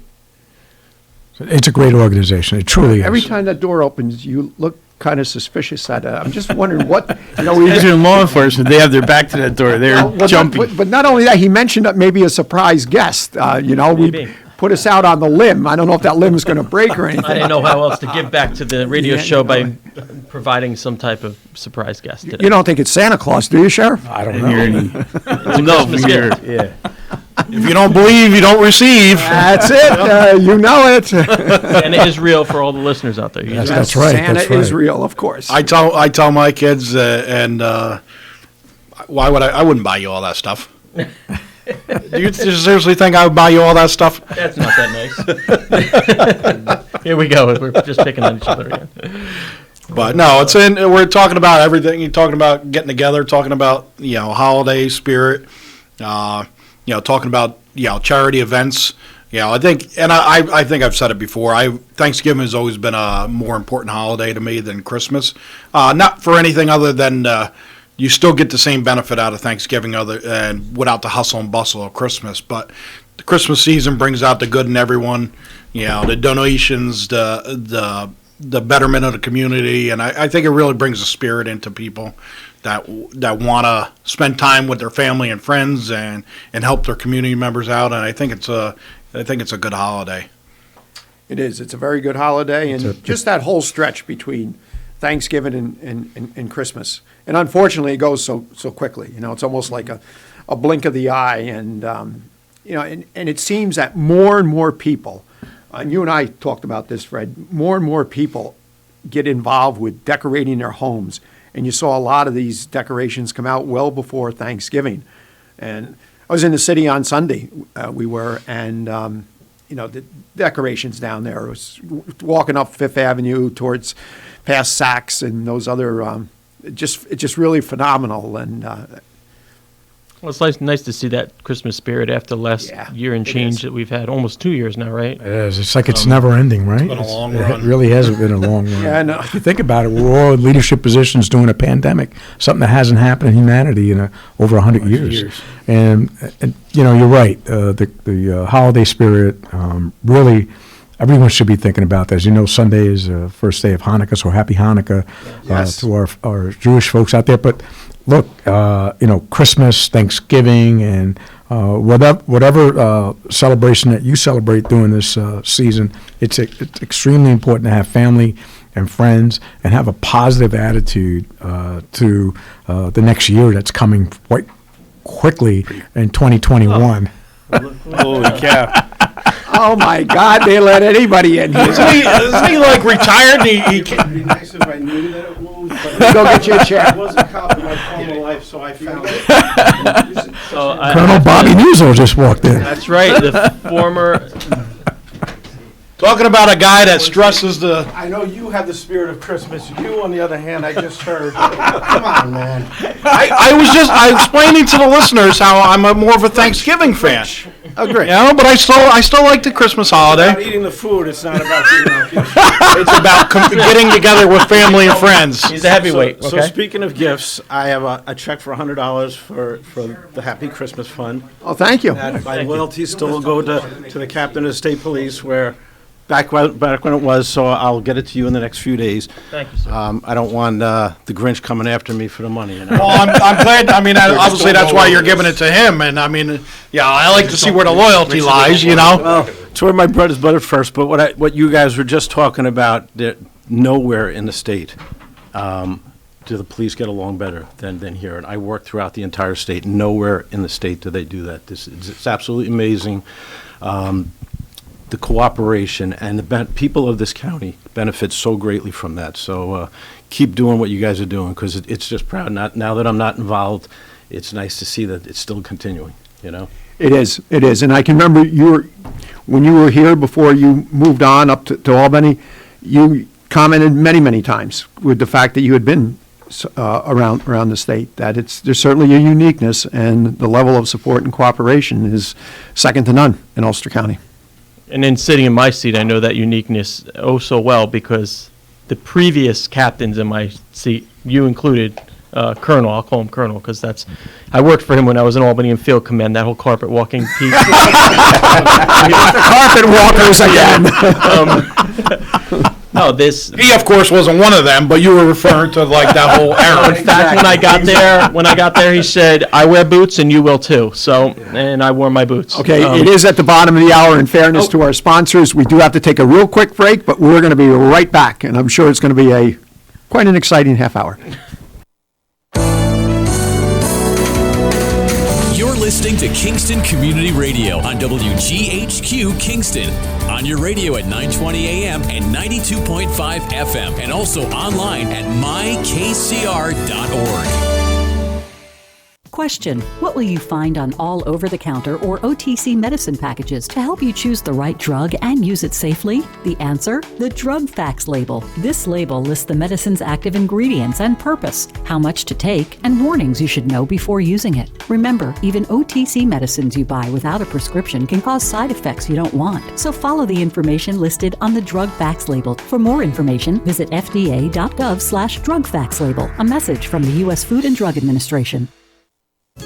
This is Greg Chorvas, and once again, the WGHQ Happy Christmas Fund is asking you to help the needy this holiday season. For the last 50 years, the WGHQ Happy Christmas Fund has helped less fortunate families have a happier holiday. Look for our collection boxes at the local branches of the Ulster Federal Credit Union, Rondout Savings Bank, the Mid-Hudson Valley Federal Credit Union, Ulster Savings Bank, and at the Kiwanis Ice Arena in Saugerties. Thank you very much, and have a happy and Merry Christmas. Hi, this is Tony Marmo from Norman Staffing, and we've been bringing together employers and job seekers since 1980. If you're an employer and have job vacancies, let Norman Staffing help fill them with permanent or temporary workers. We screen, interview, and recommend the best candidates for your company. We make the employment process easier and faster for you. Please call Norman Staffing for your employment needs at 338-9111, 338-9111, or normanstaffing.com.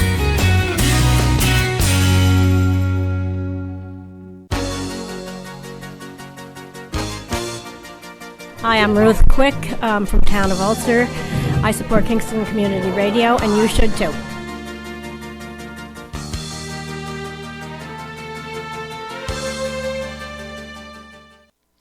This portion of Kingston Community Radio is brought to you by Ulster Savings Bank. Visit their newest branch, conveniently located at the Ulster Commons Plaza in Lake Katrine. Experience the difference that local community banking offers with the convenience of another great location, easy access, plenty of parking, and a 24-hour ATM. Ulster Savings Bank, invested in community, invested in you. Member FDIC. Thank you, Lawrence, and welcome back, viewers and listeners He's at a who have been with us, and those just joining us. Welcome. 331-9255 is our call-in number. We have got a full house here, starting with Sheriff Juan Figueroa across from me, Kyle Berardi, Police Chief, Town of Ulster, State Police Captain Mario Restivo, and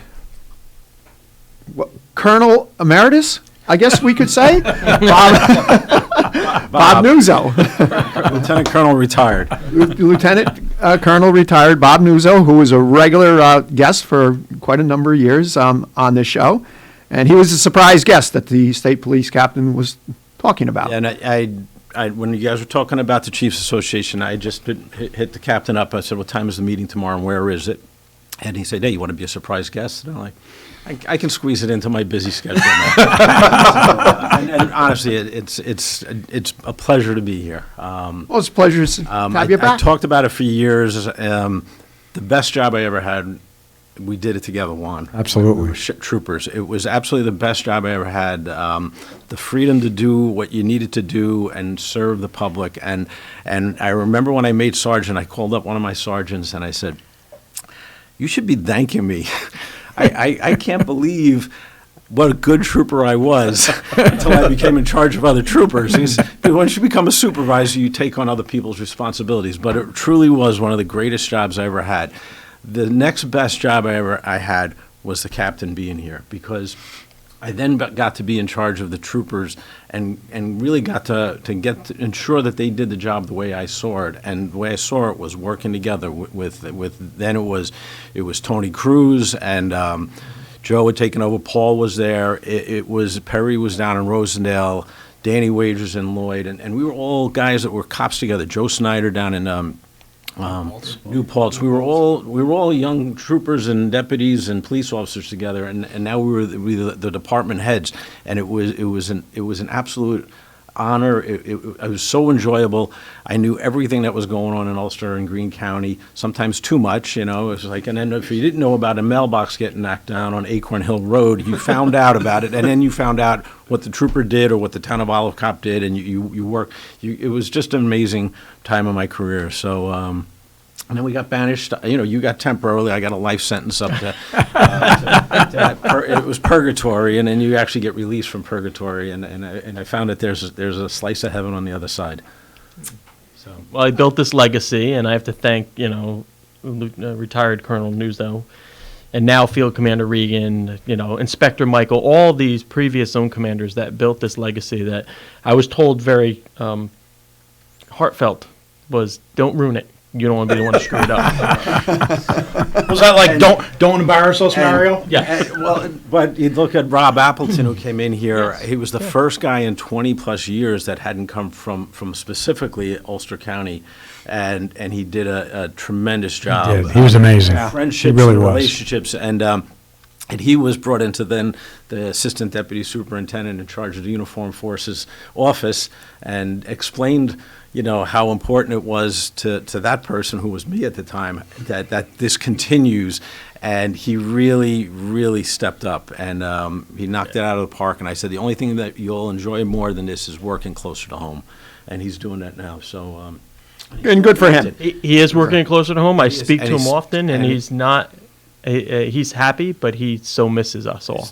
Not as much fun. We did not go a day without laughing. Even on the bad days, we found time to have a yuck or two. And I talk about Rob still being connected to this zone. A few weeks ago, on the anniversary of Trooper David Lane's death from a trooper up in Catskill, the family does a big barbecue up in Dexter, New York. That's where David Lane was from.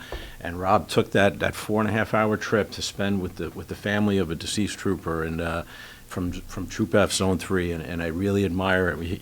His ownership, complete ownership as somebody not from there. When we were troopers, it was always somebody passing through from the lower part of the troop to be the captain here, and exactly. It's really changed in the last few years, and it's great to see Mario back, because it's a Troop F guy again. It's funny when you talk about, you look at our careers and all the years that went past, but you're right. When I was a trooper, I had a lot of fun. We did not go a day without laughing. There was a lot of fun. Something wrong. We found a way to laugh our way through it. We were kids. We were in our 20s. I mean, Well, the funny thing is, you used to complain about shift work back then, right? Yeah. Working overnights, working evenings or day shift, and there were no 12-hour shifts. Weekends. That's right. Now it's like, man, sure wish I could go back to shift work. That was a lot easier. You knew that 8 or 12 hours, that's when you were going to get it. Now, as you know, it's 24 hours. Oh, Monday through Friday gig isn't what it's cut out to be. Yeah. Phones, not 1, 2, always on. So, yeah. But actually, there were no cell phones really back then, and we just had a radio in the car, and we had if we worked out in Shandaken, you had to use the old payphone at the end of Big Indian there. I mean, to call up what was going on in Kingston because there was no radio. You couldn't even talk to Kingston. You had to talk to Oneonta if you were up in Shandaken. I stopped down in the Shandaken Town Court yesterday and saw Wendy Lockwood, the court Oh, wow, clerk, that was great. and Mike Miranda, the judge. I was driving through there from a hike I had just done, and I saw the cars out there, and I stopped in to say hello, and it brought back long time memories. Oh, my you know, God. but That's great. some things haven't changed, you know. It was well west of 375, you know. I got to tell you a quick story about Wendy because she reached out to me a couple months ago. DMV had sent out all these reminders that the license were going to get suspended, and this person from New Jersey called up the Shandaken Town Hall, and she still had a ticket that I issued on the guy's birthday in December, like 30 years ago, and he never responded to it. He goes, "Hey, I got to take care of this ticket." And she calls me up, and so the guy's telling her, like, yeah, he's probably retired, he's not around. She's like, actually, he is around, he's the sheriff. And he's like, what? So anyway, she sent me the information, and I couldn't believe that. Of course, it got dismissed, but 30 years ago, she still had that ticket in the basement. Incredible. So Wendy had reached out to me and talked about that. On a guy's birthday. I was. He was speeding on 28 in Shandaken. Oh, you didn't go to trial? I would have went, but it was so long ago. I don't remember. Down now, I don't remember. I mean, it's 30 years ago. We have them do a memo for that? Action rate memo? So monthly, we had to go, what was that, the TB16? Yeah. We had to go back, and every time you got your tickets back, whether it was a conviction or not, and the sergeants would look and see whether you were going to court or not. I mean, it was a big deal back then. Yeah. Times have changed, but it is. It does show how well that system, even though it's antiquated, it still is accurate. Well, those, I mean, back in the day, I mean, you were used to keep the hard copy of your ticket, you know, in your own personal file, you know, where you'd write your notes on the back to remember what happened on the traffic stop. Now everything's electronic and, you know, prints it out for you. Usually wrote what the guy said to you too, like, you know, in detail. But you can't. See you in effing But you can't repeat on the radio show. Different now because now everything is memorialized on body cam. We talked about that the last radio show. We have those instituted troop wide, so it's that's a big thing for the state. I mean, I know obviously the state for years has been operating without surveillance, like not surveillance, but cameras in their cars or anything like that. We had some in the early 2000s. Yeah. Some car cameras, but not body cameras. No. So it's the way of the future. I mean, ours have been delivered. We're starting the installs on ours now. I did a whole new in-car and body cam system. It's integrated, so it actually records both. The body cam's actually the lens moves to adjust to where the focus on its own. I mean, it's pretty sophisticated how technology has advanced to deliver that type of image. Yeah, no, absolutely. Well, I can remember, I don't know how many years ago it was, but when the talk of body cameras for police officers in the different police entities here in Ulster County, what a big, wide range in views and opinions from those that were sitting in your seat. I can remember even Joe Snyder, who was a fairly regular guest, the ex-police chief from New Paltz, and then how that change all occurred, where they saw the value, and your people in the rank and file saw the benefits and the value, how it could protect them so much better and with does. false accusation. Oh, absolutely. It absolutely does. In the almost 4 months that we've had them instituted, it's been fantastic. I mean, let's face it, people, they have the opportunity, whether it's just an outright lie or they amplify it to a degree to justify their complaints.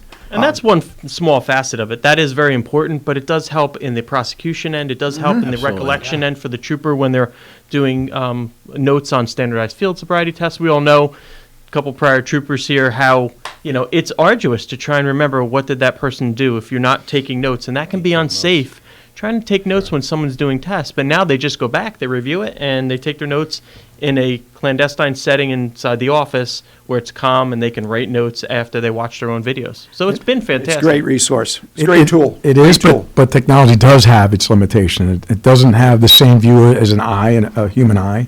And, as remember December 31st of last year, there was an incident in the town of Ulster that they went to the poor chiefs, were protesting outside, but it was one of our members.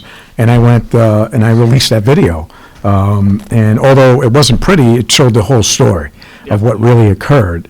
And instead of the civilian doctored video that was out there, I was able to put that out there.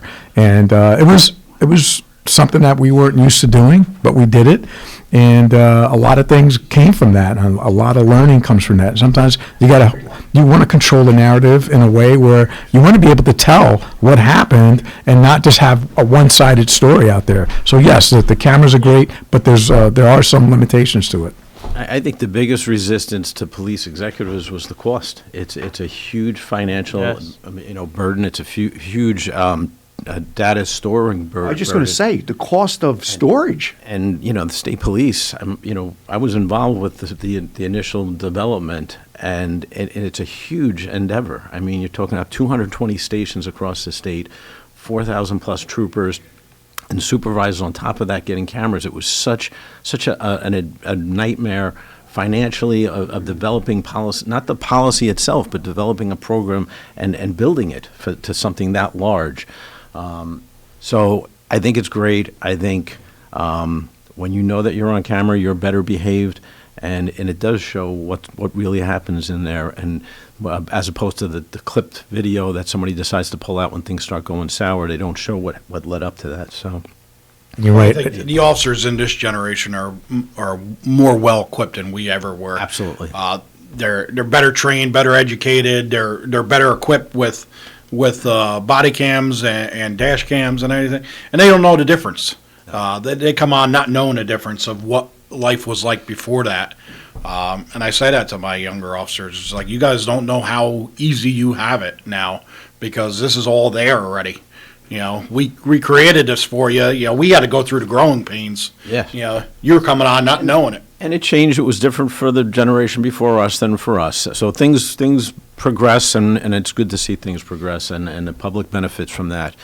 So it's one step at a time. And you talk about they don't know any better.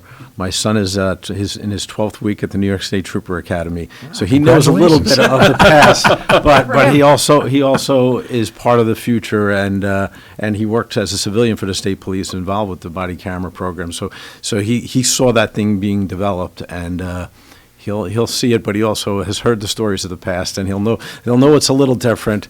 But he's part of the future, and I'm excited for him. It's got to be good, following in his old man's footsteps. Great. Yeah. I'm hoping that it's funny you say that, Greg. I'm hoping that he's going to put in for a request Troop F. I know that he has some Troop G connections. He lives up in the Capital District, but he wants to work. He wants to work down here, and we'll see what plays out. He's still got 16 weeks ahead of him, so it's not over. It's not over yet. You mentioned about Definitely not. You mentioned about the training. In this day and age, the training is probably got a whole new look to it. It's a whole new beast compared to what it was 10 years ago, 15 years ago. Even 20. It changed when I got in the academy in 2000. I saw it evolving into more of a incident type based training. They're training in different modules, where before it wasn't like that. Yeah, his second week in class, you get called out and you're sent to a call, and the calls escalate as your time there, goes on. But it was like a lost property complaint, and it was just learning to deal with people. And there's troopers that are actors that play these things out. And as things go on, I remember when I was right before I retired, walking through the academy, and the recruits are in class, and it was towards the end, and recruit Trooper Figueroa gets sent to a call, and he goes into a room, and it's a violent domestic, and it's two defensive tactic instructors, and basically they're fighting, and then they're fighting him, and the poor recruit walked out of this thing, his tie was upside down, his holster's hanging off him, and he goes back and he getting himself straightened out. He walks back into his classroom, and he sits down, and the guy sitting next to him is recruit trooper Berardi, and he gets sent to the call, and now he knows what this guy just looked like coming in. So now he's already like, I can't. And they knew they're escalating, but it's to teach them, as opposed, we were taught. We got sent back out to the troops, and we were trained. And then the first day on the road, you could be rolling around in a domestic. That was your first real world thing where they're getting this from the get-go. It's an interesting strategy, and I think it's proving beneficial to the young recruits. It gives them that experience. So you and I probably heard this. Oh, you'll learn that when you get out on the street. Yeah. And they're that's learning it. They're learning it in there. They're learning it in there. It's important. It gets them one step ahead. Sure. And the academy changes every class, from 50, 60 years ago, because we heard it, it wasn't as hard, and you heard it, you heard it from us. And we were the worst what I used to class, tell when I was the captain and when I was the major, I used to tell the recruits, the academy changes, but the commitment going in there on Sunday night and leaving your home, and I left Long Island. I used to drive from Long Island, a 3-hour ride up here, and then you spend Sunday night all through the week and get out at 4 or 5 o'clock on Friday and drive home. That commitment alone is, if you can do that for 24, now it's 28 weeks, that says something about your character. And it's a tremendous commitment. Yeah. I remember going back up there as a counselor, and I was very, very lucky to do that. And it was a lot of fun. I mean, when I was in the Marine Corps, I wanted to be a drill instructor, but that was the closest thing that I got to up at the academy was as a counselor. And it really is a rewarding experience to teach recruits. And it was a lot of fun. And you're right, each academy changed. And it's just like if you look in the troop card today, when I was a trooper, there was nothing in there. It's like the space shuttle. Yeah. And you look at it now, there's all kinds of technology changes in there. It's just an amazing change. Law enforcement has always been evolving, always. An office on wheels. It is. Absolutely. That's connected to many different things besides vehicle locators to computers to documenting systems to ticket printing to accident reports. It's all in there. Well, you ever look at the wiring harness in one of those cars? You wonder how the car even operates. It's like, like this thing even starts up every day. I can't believe it. A lot of wires coming through by the firewall, and it's just like I just can't believe the amount of technology and that goes into it. And obviously, I'm in the business of purchasing cars and upfit, and I'm in my position. And it's expensive. And that's why not a one battery system anymore. No. I'm glad you brought that up because that's why I have reservations about having these hybrid cars as patrol cars. When you have somebody that's really, let's face it, you're in your 20s when you first start the job, sitting on top of a battery that has so many things attached to it for 12 hours a day. I mean, what effect does that have on the human body? And maybe I'm old school, but I have a reservation with having hybrids out there. Well, when you have a big county. We're also talking about what happens when they're in accidents. So there's still that technology and working out how do we handle. And that's a great point because there's certain parts you can't even use jaws of life on these vehicles. I would say that, I have a few of them. I don't think the verdict's out yet on them, on the sustainability of them and how well they're going to survive police work. They're working. I could see some reservations about it, though, because, compared to some of the older cars, what the concerns are. Now, are those used for administrative purposes, or you don't have any? No, they're on patrol. They're on patrol. I have 4 hybrids on patrol. We have vehicles that are 2019, so roughly 2 years old, that are in 160,000 miles. So think about how they're used 24 hours a day, 7 days a week. So, and that's just a vehicle in Ulster County. Do that with a vehicle that has to be recharged. There's pros and cons, and I'm not convinced either. But perhaps we are old school. Yeah, maybe. These two young guys here. I'll give you an example. I went up to there was a accidental. Somebody passed away up on Lundy Road. Person here that we probably all know, and I'm in a Tahoe, and they told me I couldn't drive up there because they had 3-foot potholes. These hybrids have a low clearance. They have a low clearance, and to take the cars up there, it's okay if you have a 3-4 square mile area that you have to be responsible for. But when you're the state police or a county, it's a bigger area you're responsible for. It takes an hour sometimes to get to some of the places within the county, and to have these vehicles, I have reservations about that. Well, that Rosendale Police has the Tesla they put into play. Which I love, by the way. Which I have to say, Chief Shaffrick, if he's listening, he gave me the opportunity to tour it, to ride in it. A fantastic vehicle. He does Drive use it? on Saturdays. I did get an opportunity to drive it. It's a wonderful car. I am a Rosendale taxpayer, so I do own a piece of it, I guess. But, yeah, I agree, but he let me drive it as well, and I was impressed by it. I'll take the payment for your portion You're of it. welcome. Got to be some sort of ethics violation there with. He can't get his hand in his pocket. Did you see that? He can't get his hand. It's really just lunch. We always just do that. It is a great car, the Tesla. It is a great It car. I is. know he uses it on Saturdays. It's one of the vehicles that they use on their Saturday beeline. But I agree, there are limitations to it. But he has Rosendale's a large area, but yes, it's not something you want to use And to again, go to we're old Shandaken. school, and there were guys back in the day that didn't like you if you decided to get a car instead of trading in your horse. You know, so we'll move forward. You know, we'll move forward. But there were those guys. You know. Yeah, you're right. Yeah. Motorcycle with a sidecar. Yeah. Or take your horse back for the winter. Change can be difficult.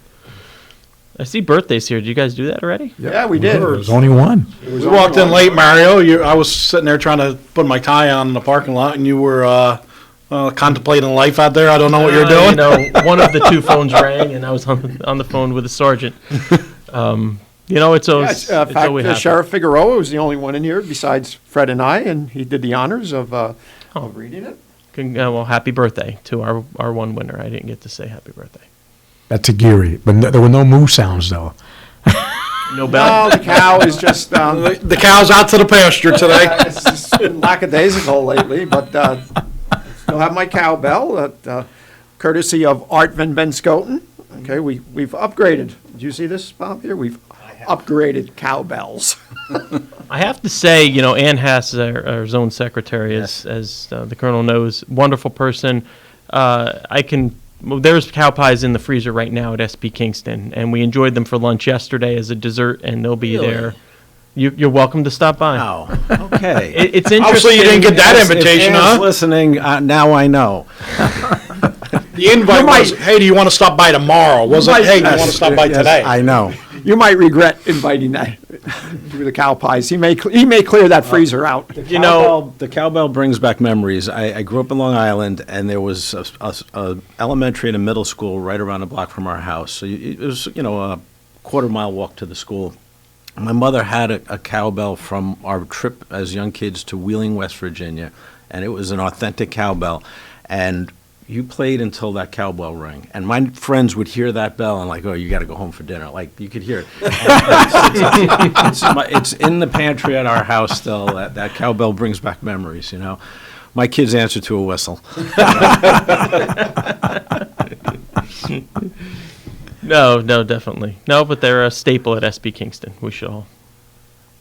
Well, thanks. Thanks. I never got an invite, but but I haven't heard about them being made recently. Yeah, she's doing banana bread a lot frequently, but she's getting that health kick. Okay. Well, speaking of high school, I was at the Walkill High School yesterday. I graduated Walkill High School, and I go every year to talk to the social studies school class. It was actually my social studies teacher that swore me in when I became the sheriff, because my mom and dad had already passed. So I went there, and Eric McCartney was there, and I was in the library, and somebody broke out a picture of me from 1982. Oh my God! I looked at Eric. I'm like, you better put that away. Is that currently on the wall down the high school? Because I could take a trip down there today. No, darn. But it was great to go to Walkill. The school kind of looks the same. All these flashbacks when I was a young kid there, and it was great to talk to the kids. And they, like Bobby said, they're the future. They really are, and they are the future if they're interested in such a great and honorable profession. Even with all the naysayers that are out there, this is a great profession. It's interesting you say that, because I had a lot of my son's a high school senior, and his friends come to me and ask, hey, so, what can I do to become a police officer? Now I have to push the slogan, right? So the state police are hiring, and we have you can sign up for our test. It's going to be issued, put out in January. But no, there are still people out there that want to do this job, and that's really heartwarming. As much as change, it's still a good. And you know what? It You is, say it is. with the naysayers, yes, there are naysayers out there. They're in the minority, I feel. I've said that for years. When this stuff spins up, I used to tell the troopers that there's a small, very, very vocal portion of society that is speaking out right now. The majority of the people support what we do. And I said, I just stress, don't give those people a reason to join the other side. Great point. Go out there, do a great job, treat the public the way you want to be treated, and the majority of the people will rise to the occasion. This is a very, very vocal, small group of society. Absolutely. I'll go back to, we have done a great job here in Ulster County. You guys are continuing it of keeping people's fears at ease, because we don't have the problems that you see in other parts of the country. Unfortunately, we are out of time. Great to have all of you here. Sheriff Juan Figueroa, Kyle Berardi, Thank Police you, Greg. Chief, Town of Ulster, Captain Mario Restivo from the State Police, and Colonel, retired Colonel. You don't want me to call you Robert, do you? Bob Nuzzo. Great to see you. You want to pop in a little more often. And with the fact that we're not going to see you gentlemen until after the first of the year. That's right. That's right. Merry Christmas. Enjoy the holidays. And thank you, Lawrence. And most importantly, thank you, listeners and viewers. We'll be back here next Wednesday, same time, same place. Happy New Year, everybody. Same here.